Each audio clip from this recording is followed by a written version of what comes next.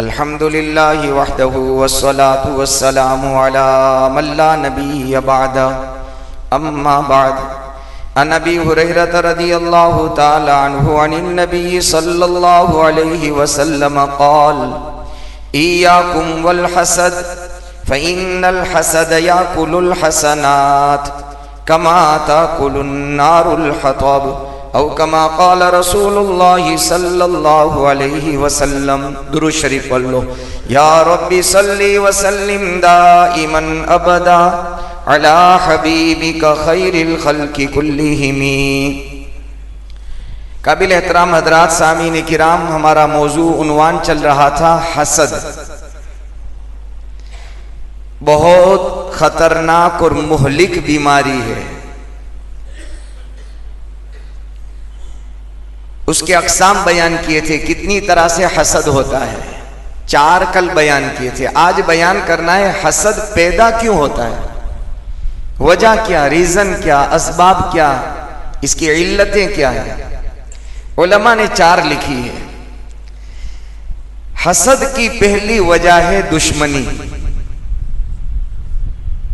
जहां दुश्मनी हुई वहां हसद शुरू हो गया।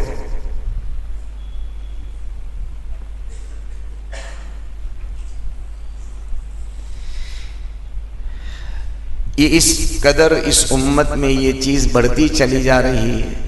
आपस की दुश्मनियाँ, लड़ाई झगड़े, अदावतें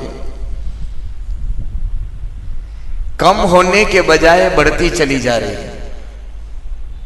होना तो ये चाहिए था कि अल्लाह के हबीब सल्लल्लाहु अलैहि वसल्लम ने आम मुसलमानों के बारे में यूं फरमाया, आम मुसलमान इन्नमल मुमिनून इख्वा,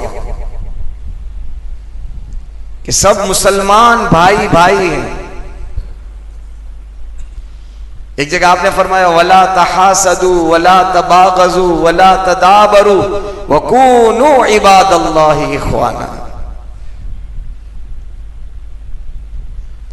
होना तो ये चाहिए था मेरे और आपके लिए, पर्दा नशी मेरी दीनी माओ और बहनों, हम सब के लिए,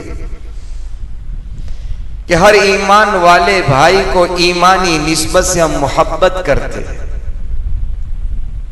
लेकिन हो ये गया है कि आज एक ईमान वाला हकीकी भाई अपने भाई से दूर हो गया। हुक्म तो आम ईमान वालों से मोहब्बत का था, हकीकी भाई भाई से दूर, दुश्मनियां, भाई बहन से दूर। सिर्फ दूरी होती ये भी नापसंदीदा है, शरीयत ने पसंद नहीं फरमाया उसको। लेकिन इससे एक कदम आगे बढ़कर भाई अपने हकीकी भाई पर हसद कर रहा है। मकान बनाने नहीं देता, दुकान खोलने नहीं देता, कारोबार करने नहीं देता। कोई पूछता है क्यों, तो कि भाई रुकावट बना है, हसद की वजह से। तो पहला रीजन, पहला सबब कि जब दुश्मनी होती है तो यह हसद पनपने लगता है, पैदा हो जाता है। इसीलिए किसी ने बहुत अच्छी बात फरमाई, हसद की आग में जलकर, ये आग नजर नहीं आती लेकिन इतनी खतरनाक आग है कि आदमी है ना दुबला हो जाता है, टेंशन में आ जाता है, बीमारियों का घर हो जाता है। वो कुछ लेना नहीं है उसको, अल्लाह की दी हुई किसी की नेमत पर ये बीमार हो गया। मुझे माफ करना, हसद करने वाला हासिद, उसकी रात की नींद उड़ जाती है, ये सो नहीं पाता, बेचैन हो जाता है। क्यों नहीं सोता? कह तो कह सकता नहीं, वो अंदर ही अंदर जलन है, वो आग है। इसलिए ये शायर कह रहा है, हसद की आग में जलकर, हसद की आग में क्यों जल रहा है तू, कफे अफसोस मल क्यों रहा है तू। भाई तू अफसोस क्यों करता है?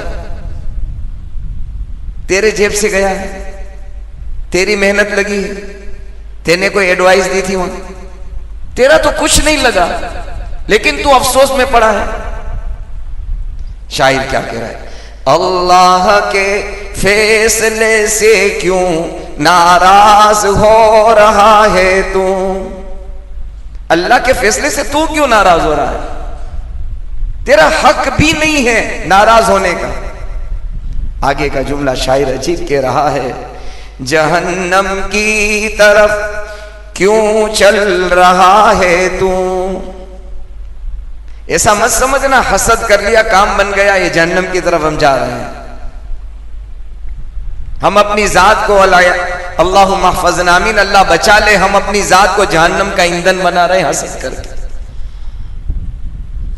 तो पहली वजह उलमा ने लिखी है, लड़ाई झगड़ा दुश्मनी ये हसद की बुनियाद है। जहां झगड़ा हुआ ये हसद शुरू कर देगा।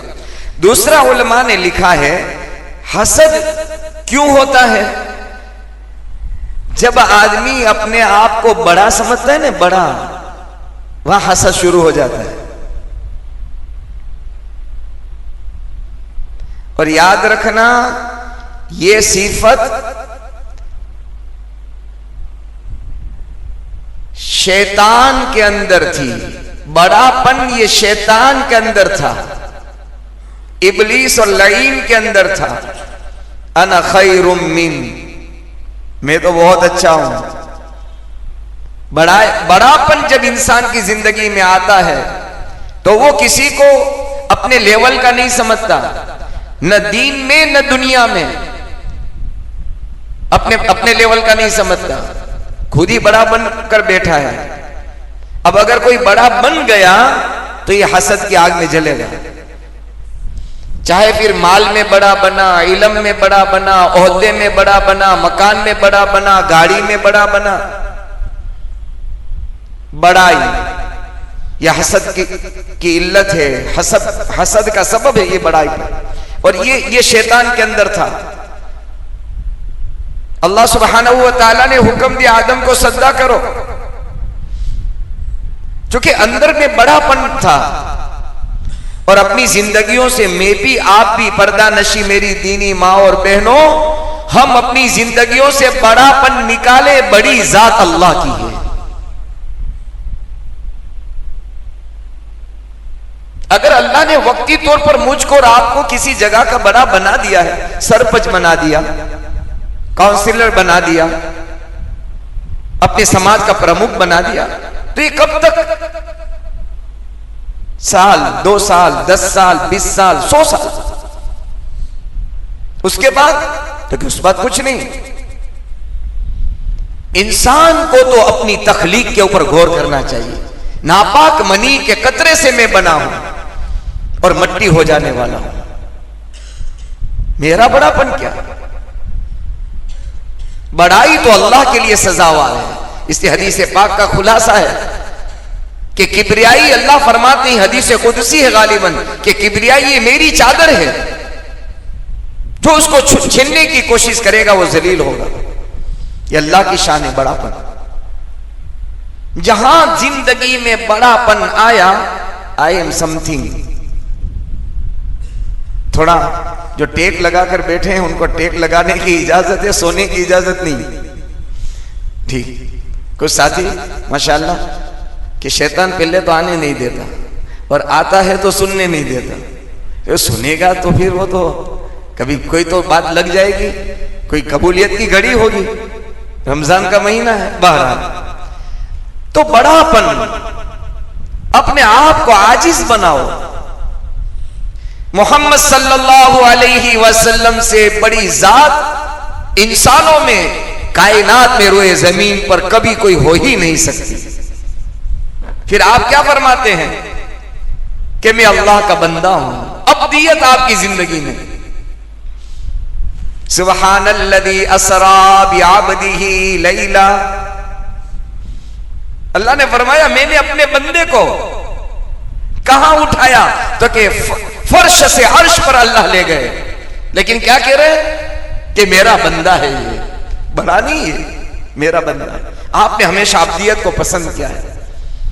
जिसकी जिंदगी में अब्दियत और बंदा बना होगा वो कभी बड़ा नहीं बनेगा, बल्कि बड़ा बनने से परहेज करेगा, दूर हटेगा, अपने आप को बचाएगा। नहीं यार साहब, मैं इस लायक नहीं हूं यार, किसी को बना दो मैं इसका साथ दूंगा, मेरे से अच्छे हैं माशाल्लाह, आप इनको बड़ा बनाओ, मैं पूरी हेल्प करूंगा उसकी। लेकिन वो जिसकी जिंदगी में आबदियत होगी, आजिजी होगी, इनकिसारी होगी, और अगर अल्लाह माफ करे, अल्लाह माफ करे, किसी को बड़ा बना दिया और ये बड़े बनने का ख्वाहिशमंद था तो ये हसद शुरू कर देगा। तो दूसरी वजह ये सब हमको नोटिस लेने की है, अदावतें, दुश्मनियां, लड़ाई झगड़े ये हसद की बुनियाद है। अपने अंदर बड़ाई तो कि हसद की बुनियाद है, बड़ापन। और ये किसने किया था? सबसे पहले शैतान ने किया था। और कैसा किया था कि हमेशा के लिए लानत का और मरदूदियत का तोक उसके गले में डाल दिया गया। हसद ये उसके लिए अल्लाह की लानत का जरिया और सबब बन गया, मरदूद हो गया अल्लाह के दरबार से। कितना कितना कुर्ब उसका था, कितना कुर्ब। ताउसुल मलाइका कहा था उसे, ताउसुल मलाइका, फरिश्तों के सरदारी से अल्लाह ने जिल्लत और अल्लाह ने पस्ती में पहुंचा दिया। कहां फरिश्तों का सरदार, कहां फरिश्तों का सरदार ये इब्लिस, और कहां बड़ाई पने की वजह से जमीन पर दे मारा गया। तो ये दूसरी वजह उलमा ने लिखी है। और तीसरी वजह लिखी है उलमा ने, हम असरी, हम जमाना। और ये ज्यादातर ऑफिसरों में, उलमा में, तलबा में होता है। अगर एक लेवल के दो ऑफिसर हैं और एक कहीं इसको अपग्रेड कर दिया गया, प्रमोशन मिला, तो जल्दी से उसके हम असर, हम जमाना ऑफिसर जल्दी से उसको बर्दाश्त नहीं कर पाता, हजम नहीं होता उसको। साथ में एक साथ नौकरी, एक तरह सैलरी, सब एक काम, यहां पहुंच गया। और ये चीज उलमा में भी होती है। बस गालिबन शेख हनीफ साहब खरोड़वी ने किसी मौके से फरमाया था कि ज्यादातर ये उलमा में होता है हसद। ये कहां चला गया, कहां पहुंच गया। मैं जब मेरा पहला साल था सहारनपुर में पढ़ाने का, तो मेरे हम असर एक इफ्ता क्लास के एक साथी थे, उनको इसे में तबादला ख्यालात के तौर पर बरसबील तज़किरा कह रहा हूं। तो कहा कि उनको कहा कि भाई वहाँ माशाल्लाह पढ़ाने का मौका मिला है, खिदमत का ये हो। तो उन्होंने क्या कहा पता है कि देवबंद और सहारनपुर में लोग जो पढ़ने जाते हैं ये किसी जगह कमरा लेकर पढ़ता होगा, पढ़ाता नहीं होगा। तो उनका मुझे फोन आया, खैर मौलाना इस्माइल मेंग का नाम सुना होगा, वो हमारे हम असर थे इफ्ता क्लास। तो जो पहला साल था मेरा, तो उसने जिम्बाब्वे से खत बेचारे ने यानी भेजा कि बहुत खुशी हुई कि आपको अल्लाह पाक ने वहां मौका। बहरहाल ये जो है हम असर, हम जमाना, कोई स्टूडेंट्स होगा, तालिब इल्म होगा, एक ही साथ पढ़ने वाले, और उसमें से कोई आगे बढ़ गया तो ये हजम नहीं कर पाएगा, हसद पैदा होगा। ये एक रीजन है, एक सबब है हसद के पैदा होने का। तो पहला है लड़ाई झगड़ा, उसे अपने आप को बचाए, सुलह करना। लड़ाई करके करना क्या है? आज तक लड़ाई करके कौन जीता है बताओ मुझे, और कौन फायदे में रहा है बताओ? नुकसान ही नुकसान। और कितना बड़ा नुकसान पता है? कई एक जनाजे इस लड़ाई झगड़े और फसादात और दुश्मनियों में ऐसे उठ गए हैं, माओं के, बाप के, भाइयों के, बहनों के ऐसे उठ चुके हैं कि चेहरा और मुंह देखने की नौबत नहीं आई, कंधा देने की नौबत नहीं आई।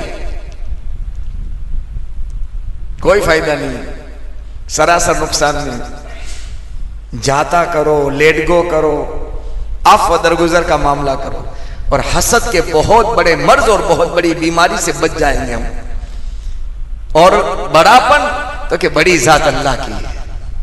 हां अलबत्ता अगर इत्तिफाक राय से सारा समाज, सारे लोग सब मिलकर कहें कि भाई आप इस लायक हैं, आप ही ये काम संभालें, आप ही हमारे बड़े हैं, तो फिर इसको मिनजानी बिल्ला समझे और उसमें भी अपने बड़ों से मशवरा करें। हाँ, अपने बड़ों से मशवरा करें, अल्लाह से इस्तिखारा करें, अल्लाह से खैर मांग करके। यूं नहीं कि सबने कह दिया तो ओहो माशाल्लाह हो गया, फैसला हो गया। वो आजमाइश का जरिया भी बन सकता है, इम्तिहान हो सकता है उसमें। लेकिन खुद यूं कहें भाई प्रमुख तो हूं रईस, प्रमुख तो हूं रईस, अभी तो बॉडी नहीं बनी, मेंबर साजी नहीं हुई, सबसे राय नहीं ली, पर यहां हजरत ने फैसला सुना दिया।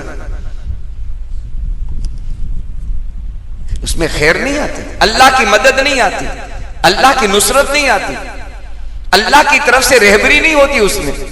ये ठोकरें खाता है, फिर ये आजमाइश में मुब्तला होता है। बड़ा बनते तो बन गया, देखिए गले की हड्डी हो जाएगा ये। लेकिन जहां अल्लाह की तरफ से अल्लाह की मदद, बड़ों के मशवरे और दिल के अंदर बड़ा बनने का जज्बा नहीं था और मिल गया, और फिर अल्लाह से खैर मांग ली, तो हर कदम पर अल्लाह की नुसरत, अल्लाह की मदद, अल्लाह की रहबरी उसके शामिल हाल रहेगी। बहरहाल चौथी चीज जो बहुत ज्यादा खतरनाक है हसद के पैदा होने के लिए, वो है हुब्बे जा और हुब्बे माल। ये इसमें आ गया। कोई मनसब के बारे में हसद कर रहा है, जैसे मैंने कहा बड़ापन भी उसी में, किसी को कोई मनसब मिल गया, कोई ओहदा मिल गया, कोई कुर्सी मिल गई, और ये हसद करने लगा। या अल्लाह ने किसी को माल दे दिया, आसमानों पर हसद, तो कि इब्लीस ने क्या था, जमीन पर हसद आदम अलैहिस्सलाम के 2 बेटों में से एक बेटे काबिल ने किया था। हसद की बुनियाद पर रुए जमीन पर पहला खून बहाया गया। 2 बेटे थे आदम अलैहिस्सलाम के, हाबिल और काबिल। उस वक्त अल्लाह का ज़ाब्ता, अल्लाह का दस्तूर, अल्लाह का कानून ये था निकाह के बाब में कि लड़का और लड़की पैदा होते थे साथ में, जुड़वा पैदा होते थे। अब जो लड़का लड़की साथ में पैदा हुए हैं वो आपस में निकाह नहीं कर सकते, उसके बाद अगर पैदा हुआ है तो आपस में एक दूसरे क्रॉस के अंदर निकाह कर सकते। अब हाबिल के साथ जो लड़की पैदा हुई थी वो इतनी अच्छी और खूबसूरत नहीं थी। काबिल के साथ जो लड़की पैदा हुई थी वो इससे बेहतर थी, खूबसूरत थी। अब काबिल ये चाहता था कि मेरे साथ जो पैदा हुई है मैं निकाह उसी के साथ करूं, लेकिन अल्लाह के ज़ाब्ते के खिलाफ था। अब शादी का मामला ये तय हुआ कि हाबिल के साथ पैदा होने वाली लड़की का काबिल के साथ, और काबिल के साथ पैदा होने वाली लड़की का हाबिल के साथ निकाह हो। अब ये देख नहीं पाया काबिल, अब उसने अपने भाई हाबिल का कत्ल कर दिया। अब ये 2 नाम ऐसे हैं कि हाबिल और काबिल, कौन हक पर था कौन गलती पर था, अब याद रखना तो कि आपके उस्तादों ने भी बताया होगा। सीधा साधा रास्ता है उसको समझने का और याद रखने का कि काबिल ना काबिल था। काबिल कैसा था? ना काबिल था, एक काबिलियत नहीं थी उसमें। हाँ, हाबिल काबिल था। बहरहाल पहला खून, पहला कत्ल हसद की बुनियाद पर जमीन पर हुआ काबिल के हाथ से। यह हसद खून रेजी तक इंसान को पहुंचा देता है, याद रखना।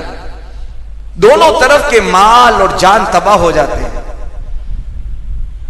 यही तो उसकी वो लिखी थी किस्म कि मेरे पास भी न रहे और तेरे पास भी न रहे, खत्म हो जाना चाहिए।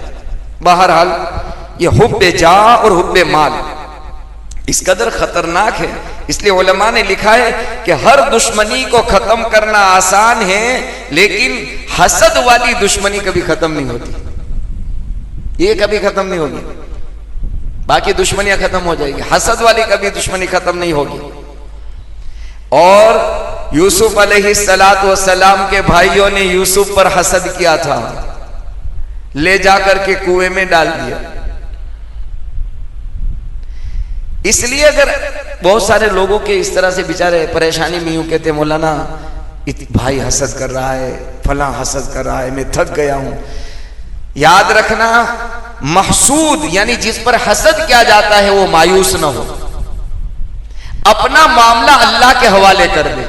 और अपनी जात को और अपने आप को और अपने कल्ब, अपने दिल को ये तसल्ली दे कि दुनिया में सबसे ज्यादा अगर हसद हुआ हो तो मोहम्मद रसूलुल्लाह सल्लल्लाहु अलैहि वसल्लम पर आपके खानदान और आपकी बिरादरी ने हसद किया था। नबियों की जात हसद से महफूज नहीं रही। यूसुफ अलैहिस्सलाम हसद की बुनियाद पर गए। लिहाजा अगर कोई आप पर हसद करता है तो मायूस ना हो, उसकी हिदायत की दुआ और अपना मामला अल्लाह के हवाले करे कि अल्लाह मेरा मामला तेरे हवाले है। वो जो कुछ करता है तेरी आंखें देख रही है और मेरा हाल भी तेरे सामने और मेरा मददगार अल्लाह तू ही है। मेरा मददगार अल्लाह, अल्लाह मदद करेगा। हम हसद का जवाब हसद से न दें। वो अगर तदबीर करता है, प्लानिंग करता है और हम भी लग गए तो फिर अल्लाह की मदद नहीं आएगी, अल्लाह की नुसरत नहीं आएगी। अल्लाह की मदद और नुसरत तो मजलूम बंदों के साथ होती है जो अपना मामला अल्लाह के हवाले करता है। बहरहाल एक बात यह अर्ज करनी थी, हुब्बे माल, माल मिल गया किसी को और हमारा हसद शुरू हो गया। कल मैंने कहा था, परसों भी कहा था, ये अल्लाह की तकसीम है। और ये बात भी याद रखना, जो दिख रहा है वो ऐसा नहीं है। अगर किसी की गाड़ियां, किसी के बंगले और किसी की आसाइश और किसी के अच्छे कमरे और अच्छे पर्दे देख लिए और आप और हम ये समझ रहे हैं कि वो अच्छा हाल में है, हरगिज ऐसा नहीं है। बड़े बड़े लखपतियों की नींद आज उड़ गई है और अल्लाह ने तुम्हें और मुझको चैन की नींद सुलाया है। ये जो नजर आता है ना गाड़ियां, ये जो नजर आते हैं बंगले और ये नजर आते हैं सोफे और ये नजर आते हैं सेंट्रल एशिया, ये चीजें असबाब है, राहत का सामान नहीं है। असबाब राहत है, राहत नहीं है। ये राहत पैदा करने की चीजें हैं, उससे राहत पैदा हो जावे उसकी गारंटी नहीं है।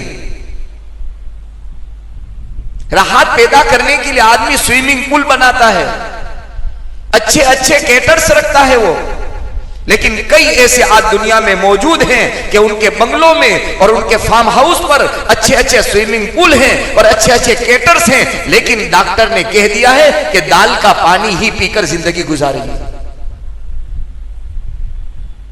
क्या आप और कुछ नहीं खा सकते? तो ये सारा तो कि असबाब का राहत का सामान था, राहत नहीं थी उसमें।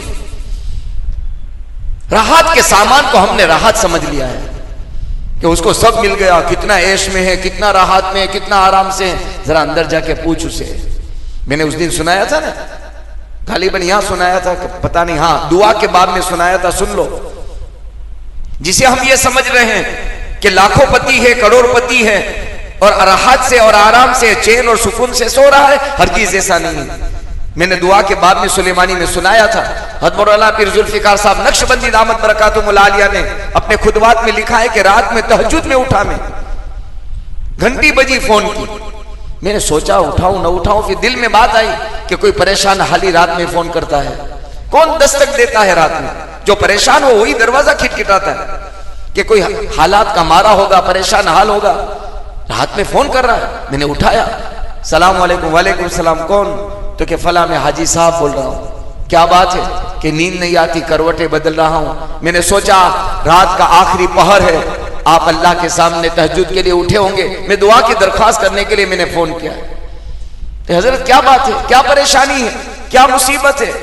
तो कि हजरत कोई परेशानी नहीं, कोई मुसीबत नहीं है, कई मिल और कई फैक्ट्रियों का मालिक हूं अल्हम्दुलिल्लाह। और इस वक्त आज सुबह के अंदर एक और मिल और फैक्ट्री के शेयर आज मार्केट के अंदर इश्यू हो रहे हैं। दुआ करना कि ये शेयर अच्छी कीमत पर सेल हो जाए। मैं बताना ये चाहता हूं, फैक्ट्री का मालिक तो कि माल की वजह से नींद उड़ गई। देखने वाले क्या देखते होंगे, 10 फैक्ट्री इनकी है, 10 मिले हैं। जरा उनको रात में जाकर पूछ कि आज की रात चैन और सुकून से सोया कि नहीं सोया?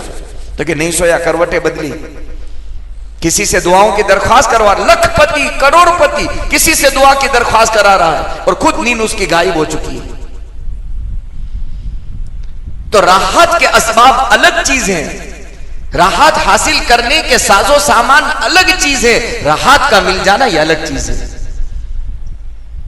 इसलिए हदीस पाक में मैंने मेरे एक दोस्त का हाल सुनाया था तो मौलाना इब्राहिम साहब ने फरमाया कि हदीस पाक में भी है कि अगर रात को आंख खुले आपकी, देखो कि आपके बीवी बच्चे माँ बाप सब चैन और सुकून की नींद से सोए हैं, तो आप अल्लाह का शुक्र अदा करना, इस वक्त का सबसे बड़ा किस्मत वाला मैं हूं कि अल्लाह ने सुकून की रात मुझे दे दी।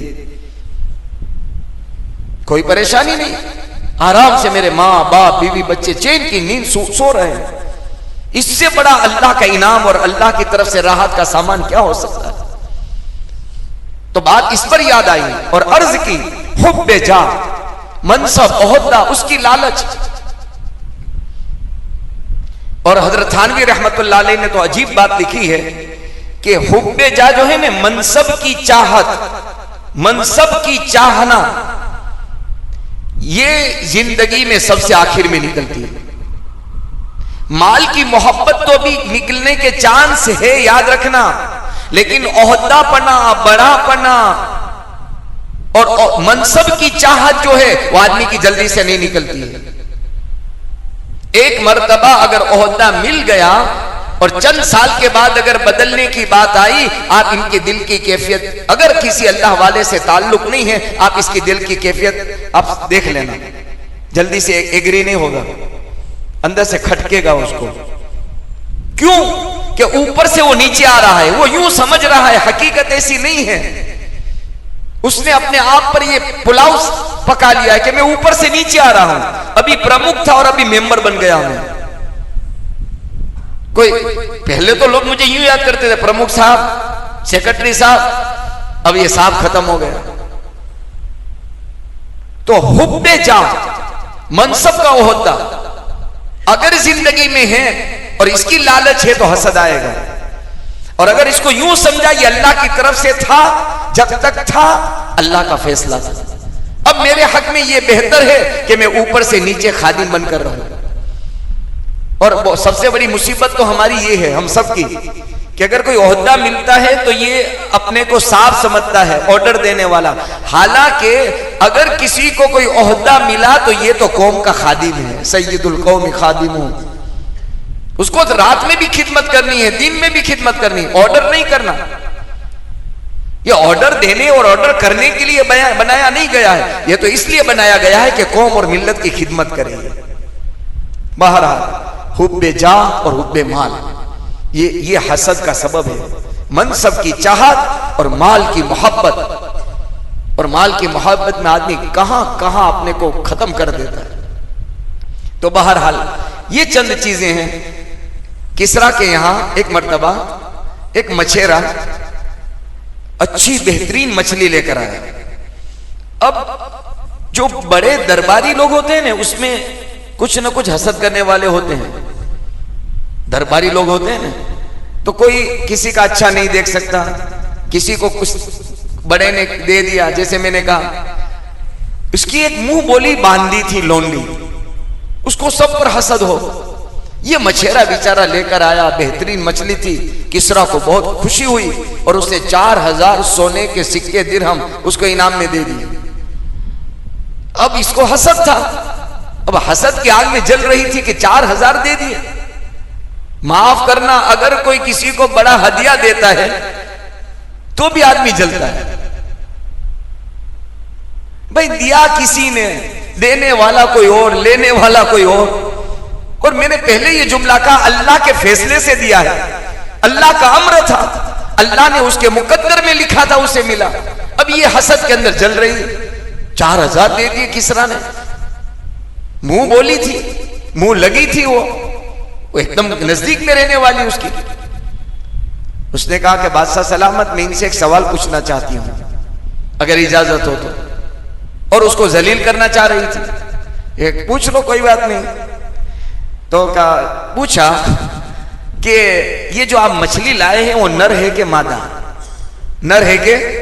अगर वो नर कहेंगे, मछेरा नर कहेगा, तो मैं बादशाह के बारे में कहूंगी कि बादशाह के लिए मुफीद और अच्छी गीजा, अच्छा फूड अगर है तो वो मादा मछली है, नर नहीं है। नर कहेगी तो मैं मादा कहूंगी, और मादा कहेगा मछेरा तो मैं कहूंगा आपके लिए मादा अच्छी नहीं है, नर बहुत अच्छी मछली है। बहरहाल उसको किसी तरह से जलील करना था। मछेरा भी बड़ा होशियार, कहा कि कौन सी मछली है, नर है या मादा? तो कि न नर है न मादा है, ये खुंसा है, ला ज़करुन वला उनसा, कि ये नर और मादा कुछ नहीं है। भाई ऐसा भी होता है ना हमारे यहाँ, जिसको हम के छक्का वगैरह बोलते हैं, ठीक, न मेल न फीमेल, न मर्द न औरत। उसने बेहतरीन जवाब दे दिया कि ये मछली न नर है न मादा है। तो और जलने लगी, यार इससे तो बीच का रास्ता निकाल लिया। बादशाह को मछेरे के जवाब से इतनी खुशी हुई, इतनी खुशी हुई, हाजिर जवाबी थी। ईंट का जवाब पत्थर से दे दिया था। अब बादशाह को और खुशी हुई, 4000 और दे दिए। अल्लाह अकबर कबीरा, ये तो और जलने लगी कि 4 दिए थे, उसमें जल रही थी, तो 8000 पहुंच गए उसके पास। हमारे यहां अगर किसी को कोई बड़ा हदिया मिल जावे, माफ करना, ये अल्लाह की देन है, बाहर खुशी होनी चाहिए, खुशी होनी। हमारे सारे इमाम बहुत खुश होते हैं, माशाअल्लाह, दुआएं देते हैं, अल्लाह खूब दे। और मैं आपसे गुजारिश करता हूं, अदब के साथ गुजारिश करता हूं, अपने इखराजात में से एक मर्तबा ये कहकर कि अगर मैं 1000 दे रहा हूं, इंशाल्लाह मैं 2000 दूंगा। मेरा अल्लाह 1 साल का, ये सिर्फ मैंने साल में 1 मर्तबा दिया है, मेरा अल्लाह इससे कई गुना बढ़ा करके मुझे देगा, उसके खजाने में कोई कमी नहीं। अब 8000 लेके ये जा रहा था मछेरा, अल्लाह की शान के वो सोने का एक सिक्का हाथ से गिरा।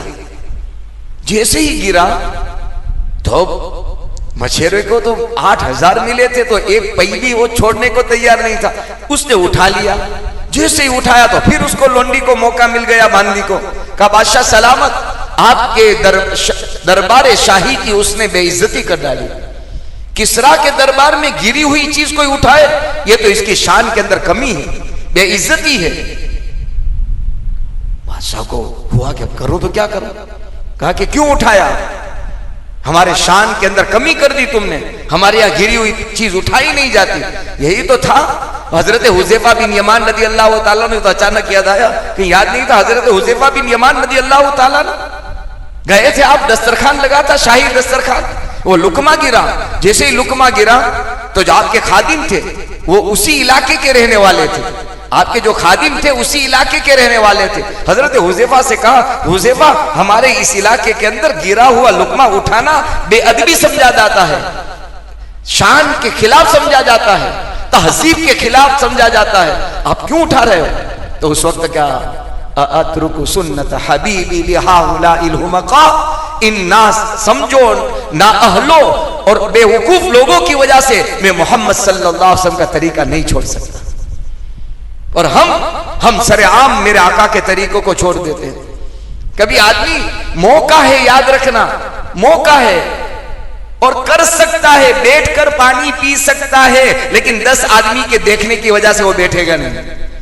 है उसके पास साफ सुथरी जगह है, उकड़ू बैठकर पानी पी सकता है, लेकिन वो सब देखते हैं नहीं यार, ये बैठकर पिएगा तो ये अपनी शान कम है, इसमें यूं समझता है, ये नहीं समझता कि शान इसी में है कि मैं मोहम्मद सल्लल्लाहु अलैहि वसल्लम का तरीका अपनाऊं।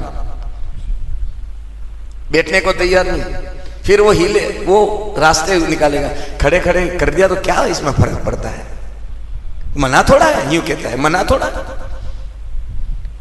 अगर मना नहीं है अपनी जगह पर, तो कम से कम इससे ज्यादा तेरे लिए बड़ी शान क्या हो सकती थी कि तू मोहम्मद सल्लल्लाहु अलैहि वसल्लम का तरीका अपना लेता। तेरी शान तो इसी में थी। बहरहाल तो इसने जैसे उठाया तो ये तो शान के खिलाफ था, किसरा के यहां गिरी हुई चीज का उठाना। तो लोनी ने कहा बादशाह सलामत, आपकी शान में गुस्ताखी कर डाली, और ये तो बड़ा लालची है, इतना सारा दे दिया, 4 के 8 कर दिए, अभी भी लालच खत्म नहीं हुई उसकी। कहा कि आपने ऐसा क्यों किया? मछेरा था, बड़ा होशियार था, मछलियों को ऐसे ही थोड़ा शिकार करता होगा, वो शिकारी था वो। उसने कहा बादशाह सलामत, 1 पैसे की भी लालच नहीं है, 1 नए पैसे की लालच नहीं है, लेकिन मेरे जमीर ने, मेरे दिल ने गवारा नहीं किया कि जिस सिक्के पर शाहे किसरा का फोटो लगा हो, नाम लगा हो, लोग उस पर पैर रख के इसकी बेअदबी करें, ये मेरे पसंद नहीं किया। कि आपकी तस्वीर लगी हो, आपका नाम, और उस पर कोई पैर रख दे, मेरे दिल ने इसको गवारा नहीं किया, मैंने फौरन उठा लिया कि आपकी शान बढ़ जाए। तो वो पीसती रही। बहरहाल नूह अलैहिस्सलाम के ज़माने में जब तूफान आया, नूह अलैहिस्सलाम ने अपने कश्ती के अंदर लोगों को सवार किया, जानवरों को सवार किया, जोड़ा जोड़ा थे, समझे, मर्द के साथ औरतें भी थी, कई जोड़े इसमें डाले, हर जानवर का जोड़ा डाला। जब आपने इसकी इंक्वायरी की तो पता चला कि एक बूढ़ा भी अंदर है। कहा कि ये तेरे साथ कौन है? कोई लेडीज नहीं थी, फीमेल नहीं थे उसके। तू कौन? मैंने तो हर एक को जोड़े डाले हैं इसमें, तू अकेला तना, जल्दी बता। इसकी रिमांड ली तो उसने कहा कि माफ करो, मैं शैतान हूं। क्या कहा? एक गुर की बात बता देता हूं, पते की बात बता देता हूं, बड़ी काम की बात बता देता हूं। मैं लोगों को दो रास्तों से गुमराह करता हूं, मैं लोगों को दो रास्तों से गुमराह करता हूं। कौन कौन से दो रास्ते? तो इन्हें एक कहा हसद। कौन सा रास्ता? हसद का रास्ता। और दूसरा बताया हिर्स और लालच का रास्ता। हसद और हिर्स इतनी खतरनाक ये दोनों बीमारी है कि मैंने हिर्स के रास्ते से भटका दिया था आदम अलैहिस्सलाम को। किसको? कि दाना खाने की एक तमन्ना, लालच पैदा हो गई। अल्लाह ने रोका है तो लालच हुई कि मैं क्यों न खा लूं। हिर्स के जरिए से आदम अलैहिस्सलाम रास्ते से चले गए, और हसद के जरिए से तो उसने दूसरी बात यह बताई कि हसद के रास्ते से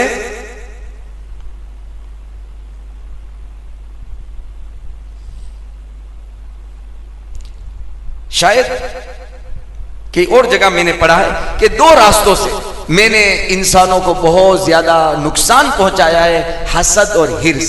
आज उम्मत के अंदर ये बीमारी बहुत है, लालच और हसद। अल्लाह से दुआ है अब कल इंशाअल्लाह उसके नुकसानात और उसका इलाज।